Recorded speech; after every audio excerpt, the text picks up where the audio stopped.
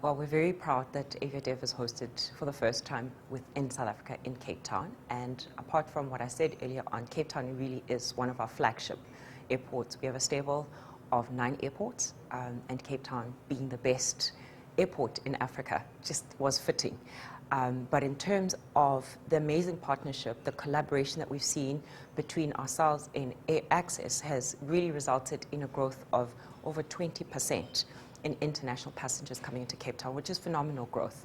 And so for that, it speaks to what we need to do as an airport infrastructure to ensure that our infrastructure is in line with such huge growth. And there obviously is a lot more growth potential, but in terms of what we need to do from an airport perspective, we're looking at a realigned runway. We're looking at redoing our domestic terminal, our international terminal, some of the remote parking apron stands. So there's about 5-6 key infrastructure initiatives, projects that are being planned for Cape Town. And the Cape Town Airport is taking the chunk of our CapEx funding to show you the development that we see within Cape. Oh, most definitely.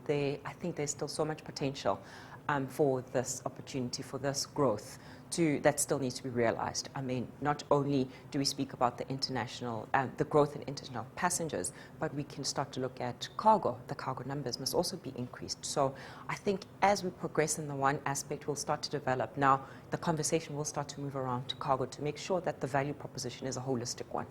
But notwithstanding that, because I said we are a network of 9 airports, there's also similar initiatives that are happening within OR Tambo International Airport in Johannesburg and Gauteng, and similarly King Shaka around Dube Trade Port and the collaboration there. So what's happened is that the partnership within Western Cape has really ensured that the acceleration of the partnerships within Gauteng and King Shaka, being KwaZulu-Natal, have equally started to receive benefits coming out of there.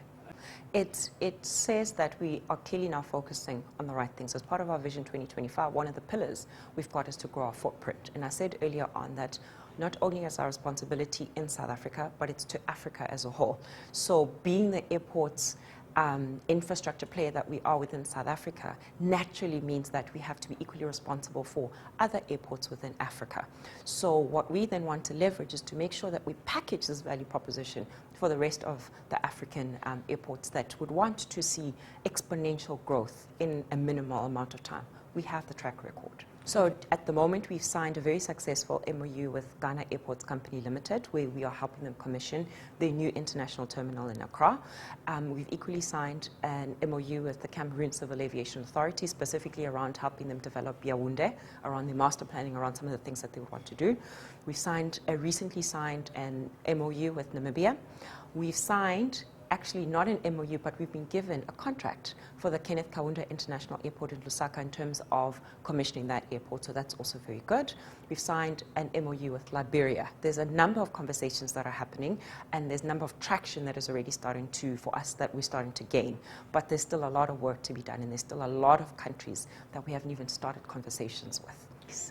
And because we've got the proven track record, it's always, I guess, the proof is in what we've done. And so the other African airports have now started to see. We obviously also play a very strong role in Airports Council International, both in Africa and world. The CEO of Airports Company is the president of ACSA World. So even on the international platform, we have a voice, we are heard, and truly respected in terms of our track record. And so it becomes a little bit easier. However, we do find that in terms of Africa, around the culture, around some of the dependencies, there's still a dependency. We find that, they could find European advisory services, and we're saying, folks, we're here. We are a flight away, we're closer, and it actually does come out cheaper if you use an African-based airports operator. And those are some of the conversations that are difficult, but we're starting to see some streamlining happening and headway being made. And for me, it's a symbiotic relationship that where the more airlines come through, the more the infrastructure has got to just be maintained and be at the same level. So, and I mentioned it earlier, you can't have routes development happening outside of infrastructure development. The two are very much a collaboration, and I agree that there has to be far greater context around the collaboration, ensuring that both parties serve each other, because we cannot exist without the passengers coming through our airports, and rightfully so. The passengers cannot come through in their numbers without the right infrastructure to support. So I think apart from the normal funding perspective, that because that's also its own nuance, I mean, airport infrastructure investment is not cheap by any means. So we find that in a lot of the conversations where there's either deadlock or an unnecessary delay, it's around particularly the funding. So that being aside, there's huge infrastructure opportunities within Africa, and not only from an airport perspective, but from a road, rail, ports. So the biggest challenge, I think, is to make sure that there's an underlying strategy that speaks to each country's overall infrastructure plan and infrastructure spend. Likewise, you cannot just bring in investment on airports and not necessarily look at roads and not look at ports where there are. So for me, the biggest thing is to ensure that that value proposition that a country offers around its transport nodes is very much integrated, and that's still going to take time. So my initial views, being the very first one, I mean, this is the third year running, so this is my first one being in attendance.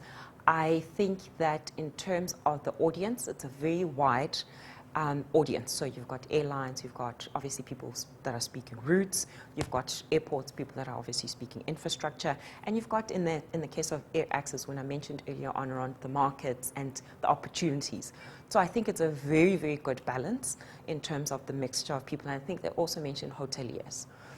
So I think that perspective is very good in terms of the balance. I do, however, put the challenge out to everybody collectively, because our responsibility is to go further than just the discussions at AviaDev. It's to literally now implement in collaboration the next steps and to go out into Africa and make sure that we go out and hunt as a pack. That is very key.